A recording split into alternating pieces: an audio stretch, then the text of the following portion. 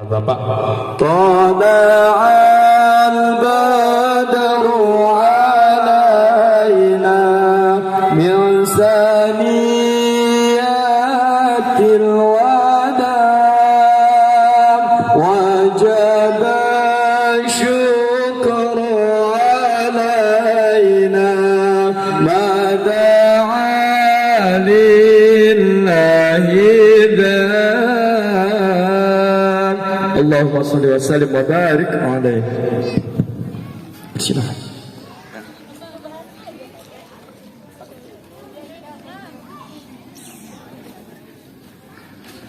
Assalamualaikum warahmatullahi wabarakatuh. Waalaikumsalam.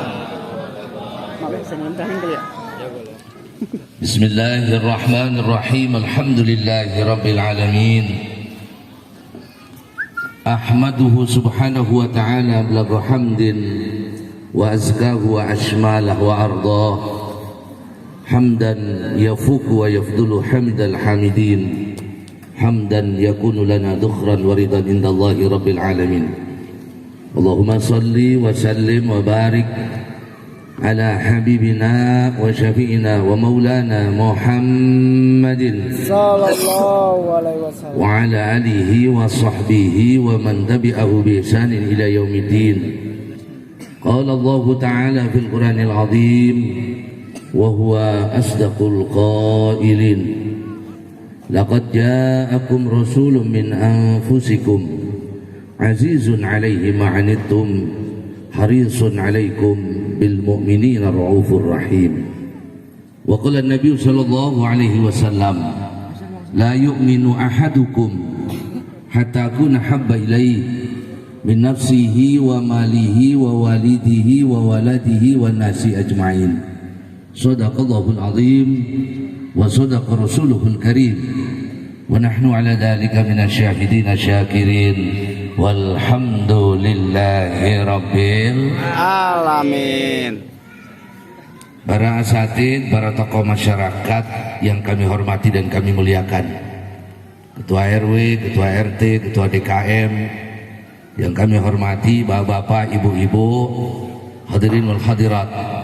Mudah-mudahan kita semua yang hadir senantiasa menjadi orang-orang yang dirahmati oleh Allah Subhanahu wa taala. Amin. Alhamdulillah, malam hari ini dengan curahan rahmat limpah nikmat Allah, kita berkumpul di tempat yang istimewa ini dalam rangka pengajian sekaligus memperingati, mensyukuri rahmat agung yang Allah turunkan, nikmat mulia yang Allah curahkan, yaitu kelahiran junjungan alam baginda Nabi besar Muhammad Sallallahu alaihi wasallam. Bapak Ibu, Nabi dan Rasul itu jumlahnya 124.313 yang menjadi Rasul, 25 yang disebutkan namanya di Quran, lainnya tidak disebutkan.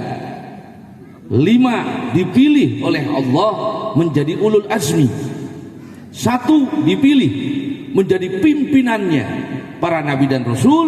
Semuanya adalah pilihan Allah. Maka yang namanya nabi dan rasul itu yang ngangkat Allah, yang milih Allah, yang ngelantik Allah. Maka nggak ada ceritanya nabi itu nyalon, karena nabi itu pilihan Allah. Kalau nabi itu pilihan Allah, semua yang ada di nabi itu dipilih.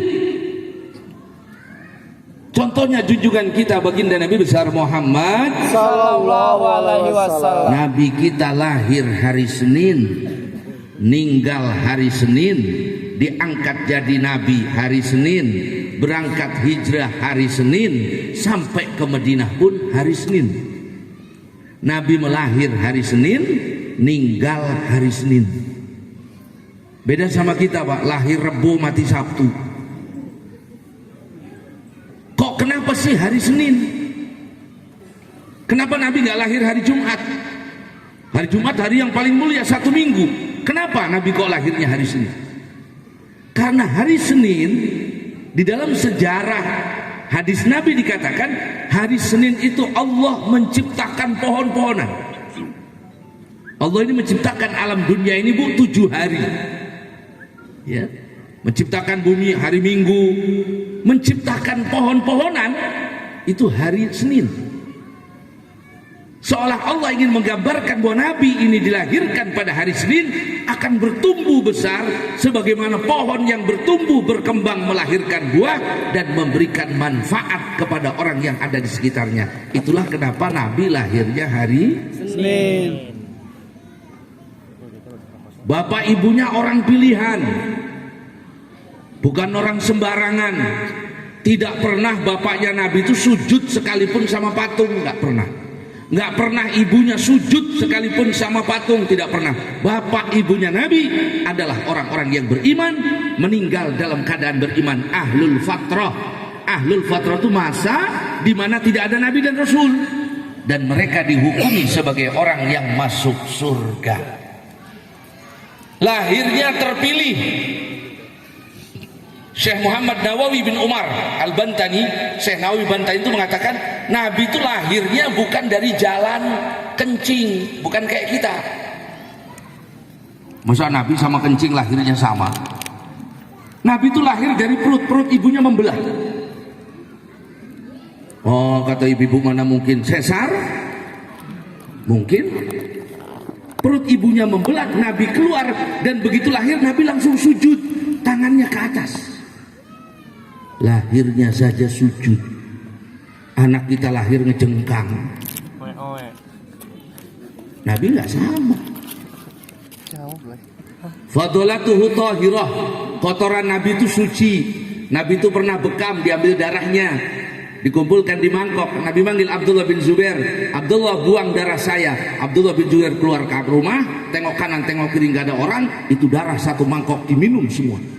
Balik lagi mangkoknya kosong. Nabi tanya, di mana kau buang? Cepat amat. La'allak syaribta, jangan-jangan kau minum. Bala ya Rasulullah, saya minum. La yali jannar batnak, seumur hidup engkau tidak akan sakit perut. Abdullah bin Zubair seumur hidup nggak pernah sakit perut. Minum darahnya Nabi. Coba ibu minum darahnya suami, mencret tiap hari. Nabi itu seumur hidup nggak pernah nguap, angob, nggak pernah. Nabi itu kalau matanya merem, hatinya nggak merem. Makanya Nabi kalau tidur, wudhu tidur, bangun langsung sholat, nggak batal. Kenapa? Karena hatinya nggak tidur. Kita mau kebalik, matanya melek, hatinya merem. Semuanya dipilih. Nabi itu nggak ada bayangannya Pak. Kalau Nabi jalan di bawah matahari, bayangannya nggak ada. Kalau Nabi duduk di satu tempat, wanginya nggak hilang-hilang 3 hari 3 malam. Beda sama suami ibu, kalau duduk di satu tempat, bau keringatnya 3 hari nggak hilang-hilang. Nabi itu melihat ke depan sama ke belakang sama. Orang berdiri depan Nabi kelihatan, orang belakang Nabi kelihatan. Nabi nggak perlu nengok. Oh, Nabi ada spionnya? Enggak. Nabi ngelihat ke depan ke belakang sama. Maka kalau ada orang mengatakan sekarang, biasanya ibu-ibu, Nabi itu manusia biasa. Biasa apanya? Nabi manusia, tapi bukan manusia biasa. Beliau sebaik-baiknya makhluk Allah. Umatnya dipilih jadi umat yang terbaik. Kita ini datangnya terakhir Pak, umat di akhir zaman.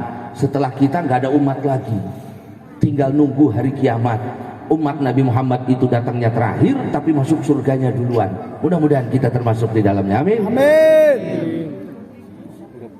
Itulah kenapa kita ini umat Islam seluruh dunia, kalau bulan Maulid sama-sama mengangkat syukur setinggi-tingginya. Ada yang acaranya sedekahan di Banten ini ngeriung, nasinya sebakul, bandengnya 1. Itu mah di sana Pak, di sana. Kalau di Grand Sutra alhamdulillah telur separoh. Telur separoh. Ya, kalau Bapak Tanggul itu di Serang Pak. Ada Tanggul Serang itu kalau bulan Maulid sedekahnya motor. Tahun kemarin motor 5 disedekahkan. Kalau Bapak datang ke Cibeber, kita di Cilegon itu 1 gang 1 kerbau. Tahun kemarin kerbaunya 5 disedekahkan. Sedekah yang tertinggi itu sedekah karena Nabi. Kenapa? Karena dibarengi rasa cinta, diikatkan dengan Nabi. Maka jadi sedekah tertinggi. Kata bapak-bapak, alhamdulillah Maulid kemarin saya juga ngeluarin motor, masukin lagi ke rumah. Ada yang dengan pengajian membahas Syama'ilul Muhammadiyah, ada yang isinya pembacaan sejarah Nabi, dibaca dalam untayan-untayan syair yang indah. Semuanya ini dalam rangka apa? Kita senang, kita bersyukur bahwa kita diangkat, dipilih oleh Allah menjadi umat baginda Nabi besar Muhammad sallallahu. Permasalahannya Nabi ini ngaku, kita enggak sebagai umatnya. Nanti di akhirat ada orang teriak, ya Rasulullah, ya Rasulullah. Kata Nabi, siapa? Umatmu ya Rasulullah. Saya enggak kenal. Ya Rasulullah, siapa? Umatmu ya Rasulullah. Saya nggak tahu. Lantas bagaimana supaya kita dikenal, diaku oleh Nabi? Satu yang paling utama, teladani Nabi, contoh Nabi. Malam hari ini ada 3 akhlak Nabi. Karena nggak panjang-panjang saya ceramahnya, 3 akhlak Nabi yang barang siapa mengikuti 3 akhlak ini nanti ketemu sama Nabi. Apa 3 akhlak yang istimewa dari Nabi itu? Yang pertama adalah salamatus sudur. Hatinya hati yang selamat, gak punya perasaan jelek sama orang, gak ada dendam, iri, dengki.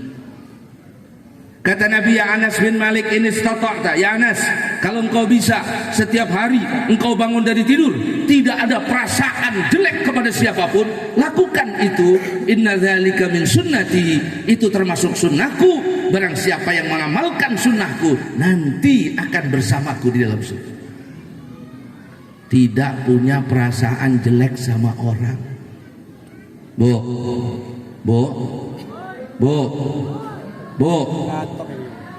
kita ini kan paling banyak punya perasaan jelek sama orang. Satu, suudzon, buruk sangka sama jangankan orang, kucing diburuk sangkain. Ini jangan-jangan ini kucing yang makan ikan saya tadi malam. Kata kucing, saya tahu juga enggak. Orang suudzon itu orang yang paling enggak enak tidur. Orang suudzon itu orang yang paling gak enak hidupnya. Orang yang suka buruk sangka sama orang tuh gak akan pernah tenang hidupnya. Mulai kelap-kelip, tidur enggak ngitungin genteng satu-satu. Coba kalau ibu suudzon kan enak, tinggal ibu ngomong, oh mungkin suami saya lembur, oh mungkin saya ada keperluan mendadak, kok HP-nya mungkin lowbat, selesai, enak tidur. Tapi kalau ibu buruk sangka, panjang urusannya. Jangan. Pantesan tadi waktu berangkat kerja bawa baju tambahan. Mulai. Akdzabul hadis, sebohong-bohongnya perbuatan itu adalah suudzon. Yang kedua, dengki, iri. Ini penyakit kita, Pak. Ibu-ibu ini biasanya tangga sebelah beli kulkas, kita beli obat sakit kepala. Yang sebelah yang beli kulkas ganti beli mobil, stroke sekaligus. Orang yang buruk sangka sama orang lain itu sama saja dengan menggugat Allah. Orang yang beriri sama orang lain sama saja seperti orang yang menyalahkan Allah. Ya Allah, engkau gak adil, harusnya saya yang kaya, harusnya saya yang banyak duitnya, harusnya saya yang maju, engkau salah memberi nikmat. Itu sama saja bahasa orang iri. Maka orang iri itu hidupnya tidak akan pernah nikmat selamanya. Bo, jangan suka banding-bandingin suami sendiri sama suami orang. Ya, diomongin kok.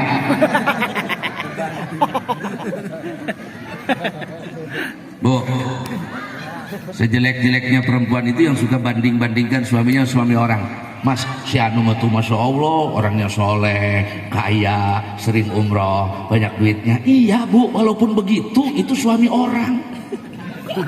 Suami ibu pas-pasannya syukuri aja. Adanya itu kok. Sejelek-jeleknya suami yang suka banding-bandingkan istrinya sama istri orang, masih anu si anu dalam rangka merendahkan istrinya, bukan memotivasi, maka itu sejelek-jeleknya. Maka Nabi SAW tidak pernah merendahkan istrinya, tidak pernah merendahkan istrinya, tidak pernah merendahkan suaminya. Kita ini hebat rumah tangga kita ini zaman sekarang, Masya Allah. Istri buruk sangka sama suami, suami buruk sangka sama istri. Sampai ada bapak ibu pasangan suami istri bikin perjanjian, pokoknya HP tidak boleh ada password. Suami tidur, dompetnya dibongkar. Kau tahu ya tahu lah. Kan kerjanya ibu. Masya Allah, kalau ibu baik sangka kan enak tuh.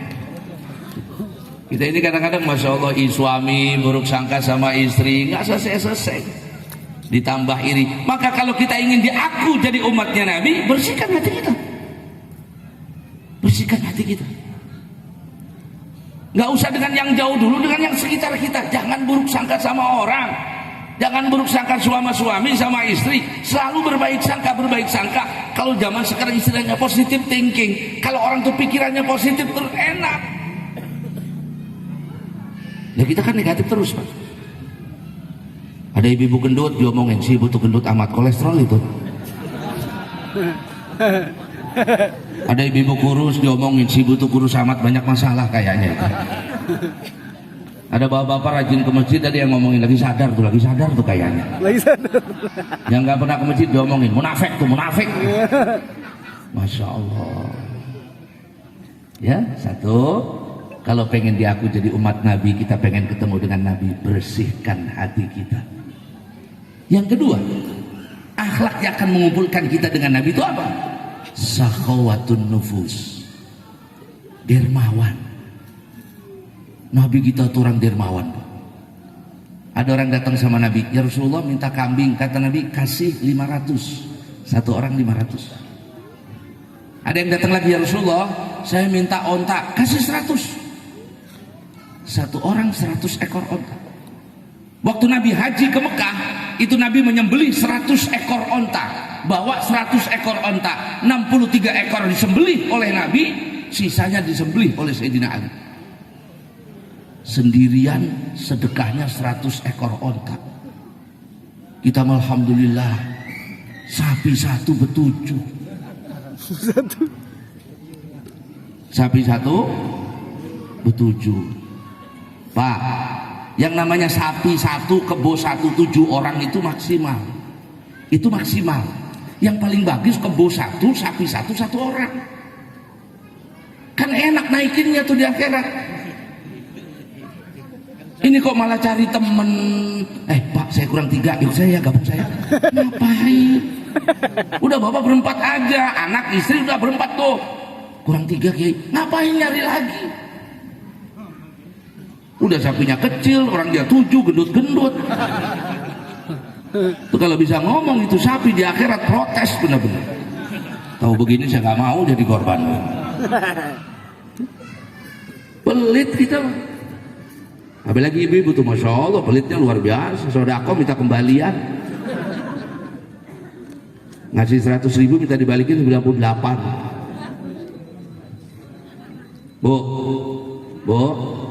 Bu, saya mau tanya, ibu punya kalung? Enggak. Gelang? Enggak. Cincin? Istrinya siapa sih nggak punya semua itu? Malu-maluin amat.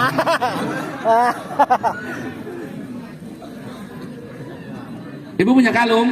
Enggak. Ibu punya kalung, ibu punya gelang, ibu punya cincin, ibu mati masukin dalam tanah, injek-injek di kuburan, durugin itu dalam tanah, pasti kalungnya, cincinnya, gelangnya dipakai istri baru suami ibu. Wondok ibu di kuburan. Wondok. Hahu udah pasti itu. Ngapain ngurusin bebongkong yang udah mati? Apalagi suaminya model kayak begini, udah kelihatan dari mukanya. Bertahan seminggu aja hebat. Bu, ibu di dalam kuburan diinjek-injek, dicekek sama malaikat. Itu kalung ibu, gelang ibu dipakai istri baru ibu, suami istri baru suami ibu. Ibu mau balik ke dunia nggak bisa, gondok di kuburan. Bahasa Koreanya ngerongrong. Bahasa Korea. Tuh. Makanya kalau ibu punya gelang, punya kalung, pengen dibawa mati gampang.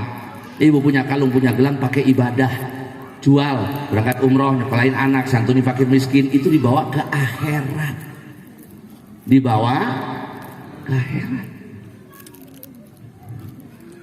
Pak, kita ngeridit mobil 3 tahun, kita mati, masukin dalam tanah, injek-injek di kuburan. Begitu lunas 3 tahun, mati, pendam di kuburan, injek-injek di kuburan. Istri kita punya suami baru, naik mobil yang kita cicilin, gondok apa enggak? Gondok kita di kuburan. Yang beli saya, yang nyicil saya, yang naikin petoak gitu. Nah, mau balik lagi bisa. Maka harta kita yang sebenarnya milik kita itu adalah apa yang kita gunakan di jalan Allah. Bapak bangun masjid, bangun musola, ini kita punya musola luar biasa. Ini pintu surganya. Saya kalau datang ke satu tempat, kalau musolanya itu lebih jelek daripada rumah-rumah yang ada di tempat tersebut, berarti orang kampung itu pelit semua.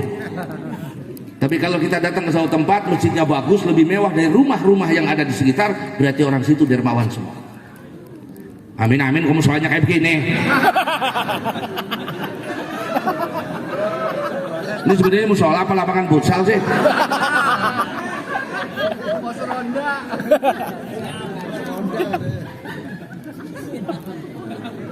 Tapi tadi udah ngomong nanti mau dibangun gitu. Amin. Masa musola setengah badan? Mau masuk ke surganya setengah badan doang? Pusar ke atas surga, pusar ke bawah neraka, mau?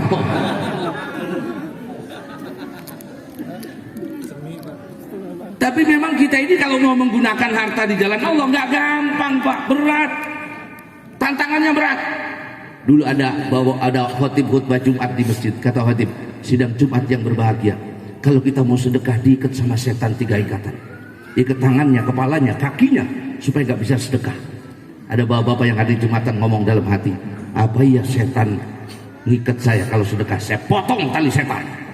Habis Jumatan masuk ke rumah, masuk kamar, buka lemari, ambil uang 100 juta, keluar kamar ketemu istrinya, mau kemana ya? Masjid, mau dibangun musola, nyumbang berapa? 100 juta. Apa kata istrinya? Hebat ya, hebat. Emang kita sudah kaya nyumbang segitu? Orang mau mikir ya, kalau anak mau kuliah dari mana? Kalau anak mau sekolah dari mana? Yang lain juga nggak ada yang nyumbang segitu. Dasar ayah ini pengen dipuji doang. Kata suaminya, Allah, kiai di masjid itu bener. Kalau kita sedekah diikat sama setan 3 ikatan, di depan saya setan yang pertama. Itu ibu-ibu sana, Bu. Cuman dulunya orang sini pindah ke sana.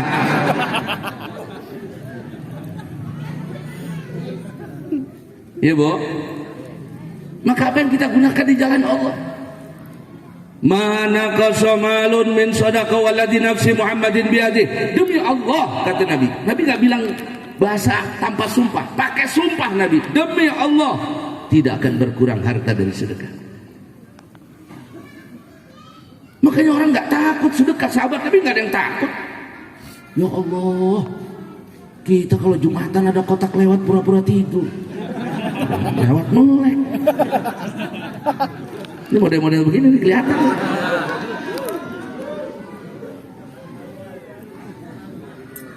Orang dulu tuh hidupnya nggak bersih-bersih amat, nggak sehat-sehat amat. Cuman orang dulu tuh kelebihannya apa? Orang dulu tuh punya kedermawanan. Orang dulu tuh masya Allah, masak sedikit tetangga dikasih. Masak sedikit saudara yang jauh ditelepon, kesini muludan. Orang dulu. Padahal makannya nggak hebat-hebat amat. Orang dulu makan ayam, nunggu ayam kena lentuk. Kalau nggak kena lentuk ya nggak disembelih. Kalau nggak nunggu kegiles motor di jalan. Ya kan? Hidupnya nggak bersih-bersih amat. Orang dulu WC-nya hektaran. Makanya Belanda nggak berani lama-lama di Indonesia. Jalan sini injak lagi, jalan sana injak lagi. Tapi orangnya sehat-sehat, umurnya panjang-panjang. Penyakitnya aneh-aneh, nggak ada yang aneh-aneh. Kita sekarang hidup kita bersih, makan kita bergizi. Lihat penyakit. Emang dulu ada diabetes? Nggak ada. Asam urat ada? Nggak ada.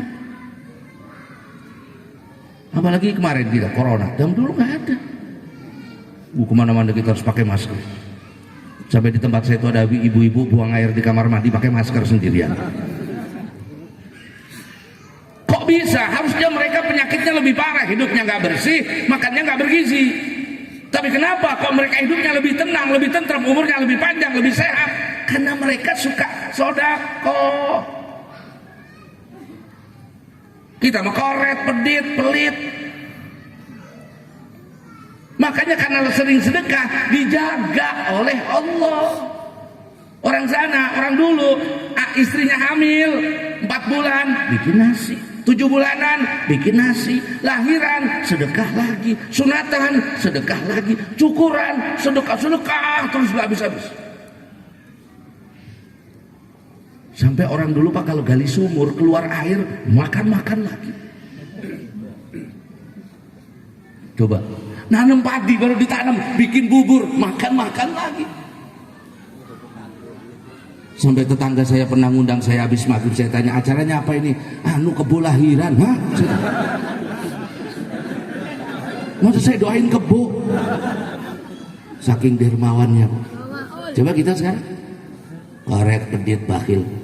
Orang dulu hidupnya nggak mewah-mewah amat, lihat rumahnya bilik, bawahnya tanah, atasnya welit, anaknya 15. Jadi orang semua nggak ada yang jadi ayam. Kita sekarang rumahnya bagus-bagus, granit, pakai AC, di halaman motor parkir 3 kreditan semua, panas. Kenapa? Harusnya kita sekarang lebih enak, lebih tentrem, nikmatnya lebih banyak. Satu, karena kita sekarang kurang yakin kepada Allah. Orang dulu meyakin Pak, kadang-kadang gara-gara yakin yang gak masuk akal jadi. Orang dulu kalau kencingnya susah yang diikat jempol kaki, kerumerang, sembuh. Bangun tidur lehernya gak bisa nengok, bantal dijemur, waras. Apa urusannya bantal sama leher? Gak ada urusan. Tanyain sama dokter. Sampai sekarang dokter gak ketemu. Kuat orang dulu mah. Kita mah sekarang Bu, ya Allah, beras naik ke bawah dalam sholat. Ibu-ibu tuh, inna sholati beras naik, wa mahyaya gaji suami gak naik-naik, wa mati modar aja sekalian ya Allah. Orang dulu mah enggak. Yang kedua, orang dulu hebatnya apa? Itu senang berbagi itu. Nggak bakal miskin Pak, saya jamin. Yang jamin Allah, yang jamin Nabi. Kalau ada orang miskin gara-gara sedekah, bukan Allah. Allah tidak pernah mengingkari janji. Maka jangan takut. 2. Yang ketiga, akhlaknya Nabi yang istimewa kalau kita pengen dikumpulkan bersama Nabi, apa? Syafaqah likullin nas. Kasihan sama orang. Nabi itu kasihannya ya Allah. Kata Nabi, saya ini ditawari 1/4 penghuni surga itu umat saya. Kata sahabat, minta tambah ya Rasulullah, tambah. Saya ditawari oleh Allah 1/2 penghuni surga itu umat saya, tambah ya Rasulullah. Saya ditawari oleh Allah 2/3 penghuni surga itu umat saya, tambah ya Rasulullah. Kata Rasul, kalau saya minta lagi seluruh penghuni surga hanya umat saya, kan tidak boleh ada umat lain juga yang masuk surga. Yang dipikirkan kita sampai disebutkan di dalam hadis Pak, nanti di akhir zaman, nanti di akhirat itu ada seorang laki-laki. Seorang laki-laki itu amalnya udah habis, dosanya bertumpuk, pahalanya gak ada. Diseret itu orang ke neraka. Nabi ngeliatin Pak. Begitu diseret ke neraka, apa kata Nabi? Malaikat, sebentar, itu umat saya. Umat saya. Kata malaikat, ya Rasulullah, kami ini malaikat, apa yang diperintahkan oleh Allah kami taat. Allah perintah ini bawa masuk neraka, kami seret ke neraka, tapi itu umat saya. Kata malaikat, ya Rasulullah, minta aja sama Allah. Nabi minta sama Allah, ya Rabb, itu umat saya, jangan bawa ke neraka. Apa kata Allah? Rudduh ilal hisab, kembalikan ke hisab, audit ulang, hitung lagi. Dihitung, emang orang ini dasar kurang ajar Pak, amalnya nggak ada, dosanya beratnya banget. Kata malaikat tuh, lihat ya Rasul, jomplang, emang ini mau orang neraka, kata malaikat. Apa kata Nabi? Sebentar. Itu Nabi ngeluarin sesuatu dari gulungan bajunya, kecil warna hijau, ditaruh di timbangan sebelah kanan, di timbangan amal baiknya. Itu orang yang tadinya amal kebaikannya kalah, mendadak jadi berat, beratnya kalah dosanya. Kata Nabi itu, malaikat lihat, dia sekarang masuk surga. Didatangi orang itu sama malaikat, Mang, batal masuk neraka. Batal, alhamdulillah. Kok bisa malaikat? Tanya orang itu. Tuh orangnya itu didatangi sama orang, Pak, Bapak yang menolong saya, Bapak ini siapa? Ini orang nggak kenal sama Nabi Pak. Begitu dilihat dia, ternyata wajahnya orang Grand Sutra katanya. Amin. Apa kata Nabi? Ana Nabi, saya Nabi.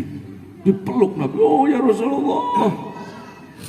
Itu tadi yang kecil hijau itu apa ya Rasulullah? Yang ditaruh di timbangan, mendadak timbangan saya jadi berat amal ibadahnya. Itu apa? Apa kata Nabi? Itu pahalamu baca sholawat 1 kali. Ingat nggak? Pernah hadir muludan di Grand Sutra di musola. Ingat kan? Iya ya Rasulullah. Ternyata nggak mau hadir kan? Bukan. Mau lewat aja ada rame-rame berhenti. Ikutan ya Nabi. Itu kata Nabi. Sekali doang dimasukkan ke dalam surga. Nabi nggak akan berhenti minta sama Allah kalau masih ada umat yang di neraka. Nabi minta ya Rob, ya Rob, sampai semua diangkat, ada 1 orang kecepet di neraka. Nabi panggil malaikat Malik, kata Nabi, ya Malik, masih ada umat saya di neraka. Nggak ada ya Rasulullah, nggak ada. Ada dari mana ya Rasulullah? Ini kedengeran suaranya. Cari, digogoni itu neraka tuh. Oh malaikat. Beneran ketemu Pak, 1 orang laki-laki kecepet di batu neraka. Gosong dari ujung rambut sampai ujung kaki gosong, lidahnya doang yang nggak gosong. Kenapa? Karena dia pernah baca zikir sekali. Kata malaikat, ya Allah bener, masih ada. Begitu dibersih-bersihin hitam-hitamnya itu, orang Grand Sutra lagi.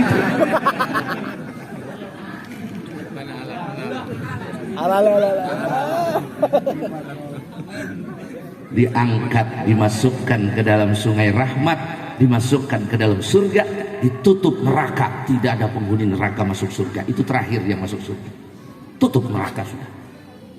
Jadi Nabi itu orangnya peduli, kerunyahan. Kita sekarang gak ada pedulinya sama orang. Masya Allah, orangnya mau pintar-pintar tapi gak ada pedulinya, mau diadu sama ayam. Sekarang bukan ayam yang ngadu orang, ngadu ayam, ayam ngadu orang. Rumahnya mewah, bagus, berani, tetangganya pelihara ayam. Ayamnya datang ke rumah sebelah, cret, buang kotoran di rumahnya. Oh, diceluk tetangganya. Ren, ajari ayam rebus yang bener. Kata tetangganya, Kang, salah kakang umai orang dipager. Itu berantem ayamnya nyengir. Sing bloon siapa? Kok diadu sama? Kita mah gak ada kasihan sama. Saya mau tingkat rumah saya, boleh. Uang saya, silakan. Mau saya bangun segede apa rumah saya, 10 lantai pun hak saya, betul. Tapi Bapak pikirkan, tetanggamu nggak kena matahari, tetanggamu nggak kebagian angin, jadi panas rumahnya. Iya ya. Lah iya. Isa mengajarin begitu. Kalau mau ninggin rumah, pikir-pikir dulu, kira-kira tetangga keganggu apa enggak. Duit saya apa urusannya sama tetangga. Lah kalau tetangga panas rumahnya, nanti di akhirat ngomong, nih orangnya ya Allah, kebuang sikin buang. Ayo. Saya mau gedein sumur, saya mau saya dalemin 200 meter. Iya silahkan. Tapi bapak ibu pikir, kalau tetangga airnya ikut kesedot habis, Lah kekerunyan. Orang dulu mah kasihan sama orang, kasihan. Jangan kasihan. Sampai maling dikasihani, Pak. Itu ada kiai, pisangnya sekebon dicolong maling. Sekebon. Kata saya kiai, pisang sekebon hilang, dicolong maling. Apa kata kiai? Masya Allah, mungkin malingnya lapar. Nggak apa-apa, mudah-mudahan habis ini dia nggak nyolong lagi, nggak kelaparan lagi. Tuh, kasihan amat itu maling. Maling dikerunyanin. Coba kita sambar geledek ya. Bu, yang kasihan sama suami bu ya. Suami ibu ini masya Allah kasihan bener. Di pabrik dibentak-bentak sama atasan, di jalan dibentak-bentak sama orang lewat, salah belok dimarahin, sampai rumah dipelototin sama istri. Nggak edan, bagus suaminya ini.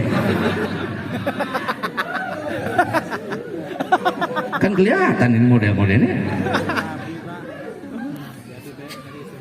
Coba sih ibu yang enak sama suami itu. Kata Nabi kan, istri yang soleh itu yang gimana ya Rasulullah? Yang kalau dipandang itu menenteramkan hati suami. Ketemu suami itu senyum. Punya beras nggak punya beras senyum. Punya uang nggak punya uang senyum. Lama-lama suaminya begitu kan edan istri saya itu. Kalau ngomong sama suami yang baik, yang sopan, ibu boleh jadi pendidikannya lebih tinggi dari suami, hartanya lebih banyak dari suami, tapi suamimu itu tetap berada kedudukannya 2 tingkat di atas istrinya. Silakan istri sholat yang banyak, puasa yang banyak, haji yang banyak, durhaka sama suami, 1 jengkal sholatnya nggak diterima oleh Allah. Kata ibu, tahu begini saya nggak hadir ini deh.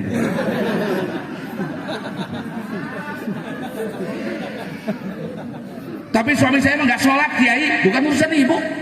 Suami saya nggak puasa, bukan urusan ibu. Urusan ibu taat bakti sama suami, senengin suami, biar suami masuk, biar ibu masuk surga, suami nyemplung di neraka. Bu, kalau ibu di rumah sering merengut sama suami, hati-hati. Di luar rumah banyak yang tersenyum sama suami ibu.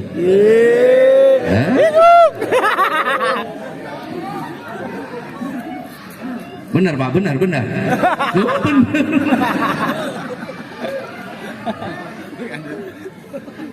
Tugasnya istri itu kayak kipas angin, ngademin rumah. Suami panas diademin, anak panas diademin. Maka ibu tuh kayak kipas angin ngademin, bikin tentrem rumah. Rumahnya segede apa aja kalau nggak ada kipas anginnya panas, nggak ada AC-nya panas. Ibu tuh kayak AC, ngademin. Jangan jadi kompor. Masih kurang panas, masih kurang adem, kiai tambah kipas. Weh, kata kamu. Bukan saya yang ngomong.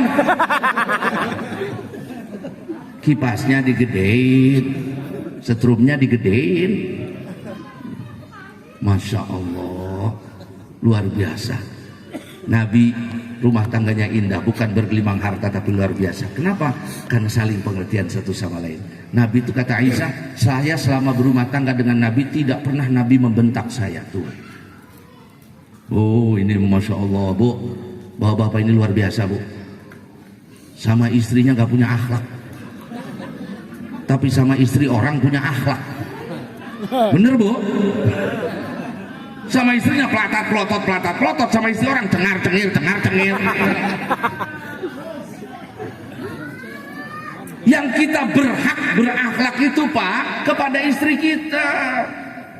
Yang baik sama istri itu khairukum li ahli. Yang terbaik di antara kalian adalah yang terbaik kepada anak istrinya. Saya orang yang terbaik kepada anak istri saya, kata Nabi. Jangan kebalik. Apa Nabi nggak pernah marah? Marah. Nabi kalau marah bukan karena urusan dunia, bukan karena rumah barang di rumahnya rusak, bukan. Tapi marahnya Nabi kalau anak istrinya melanggar aturan agama. Sekarang nih Pak, Masya Allah, ibu-ibu nih suka aneh-aneh aja. Bu, woi, nutup aurat itu wajib, bu ya. Tapi jangan aneh. Ini sekarang ada ibu aneh Pak, keluar pakai daster, kelihatan keleknya pakai kerudung. Hahehe.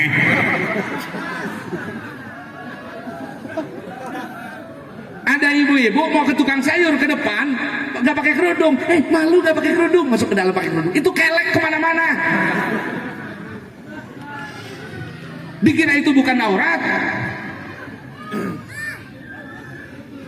Kadang-kadang ibu-ibu yang kayak begitu tuh kayak soang. Kayak apa, Pak? Soang. Soang. Tahu soang? Soang itu kalau dikejar, dia ngumpet. Ngumpetnya apa? Kalau ada daun, dia umpetin kepalanya di bawah daun. Kepalanya doang. Badannya emang enggak. Kata soang, saya udah ngumpet, nggak kelihatan. Gimana nggak kelihatan? Wong yang ngumpet kepalanya doang. Maka kalau ada ibu-ibu pakai kerudung, keleknya kelihatan, kakinya kelihatan, namanya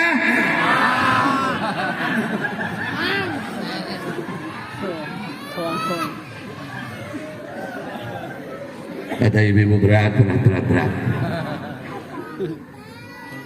Masya Allah, itu kan sekarang lagi aneh-aneh. Kadang-kadang saya ketawa ngeliat, astagfirullahaladzim. Bu ya, tutup aurat jangan separuh-separuh, tutup aja cemplungin neraka. Wong separuh-separuh kok, itu suaminya nyengir, bari ngerokok, ngopi ketelengakan. Marah, mah, jangan pakai baju begitu kalau mau keluar. Tutup auratnya. Ya cuman ke tukang sayur, iya. Kan banyak yang ngelihat. Tukang sayurnya kan laki-laki. Tukang sayurnya juga buta kan juga ada matanya. Iya. Kata Sayyidina Aisyah, ya Rasulullah, itu kan buta. Dia kan nggak ngelihat saya. Kata Nabi Aisyah, dia tidak melihat kamu, tapi kamu melihat dia. Siapa yang buta aja menutup aurat, tapi ada yang melotot. Udah dandan aja luar biasa, ketemu suami mandi aja enggak. Ibu-ibu sana pengajian bedak sekotak habis, minyak sebotol ludes, depan suami masya Allah mandi juga enggak. Udah baunya kayak ular sanca beneran, Bang. Oh, keluar rumah kelihatan cantik perlu, depan suami harus lebih cantik. Nabi masya Allah, kalau istrinya dandan Nabi puji, bapak juga nggak ngerti istri dandan tuh dipuji dong.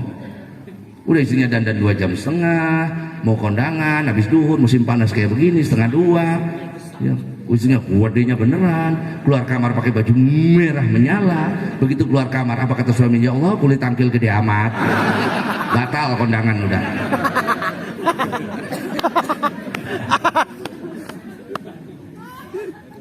Lah mau nggak dipuji kok. Kata Aisyah, Nabi itu kalau saya mau naik onta, kalau jalan sama istrinya naik onta, tangannya disodorin. Kata Nabi, Aisyah injak tangan saya diangkat. Ibu suka nggak kalau jalan-jalan sama suami dibukain pintu mobil sama suami kalau mau naik? Suka nggak? Enggak, mobilnya aja nggak punya kok.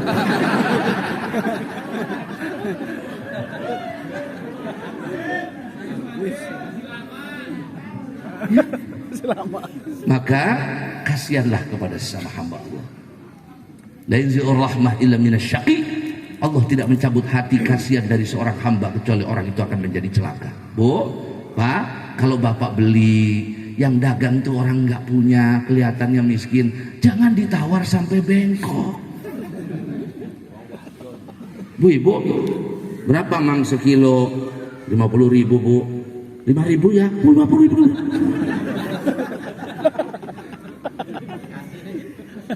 Ibu lihat dong, yang jualan itu kan orang nggak punya. Atau kalau ibu dagang, yang beli orang nggak punya, pangkas separuh. Itu yang nerima sedekah nggak tahu kalau kita sedekah. Ya itu sedekah, itu namanya kasihan. Jangan ditawar lagi. Masya Allah. Kata yang dagang, Bu, kalau segitu saya bunuh diri aja, Bu, udah.